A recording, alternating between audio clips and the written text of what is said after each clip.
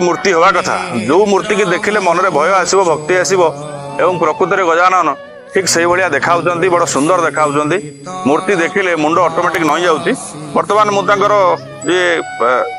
जो मैंने पूजा को सुंदर भाव आयोजन कर चारिपटे तो बहुत बढ़िया जिनस सब होती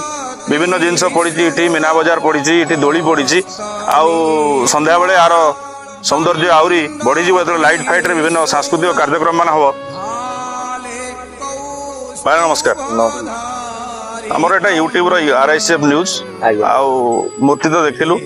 मूर्ति विषय जहाँ आम मन में आसला आम जनइलु बड़ बढ़िया मूर्ति करछंती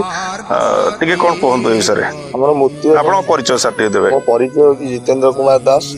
तलपड़िया सभापति आउ आमर मूर्ति वर्ष 55 फुट रही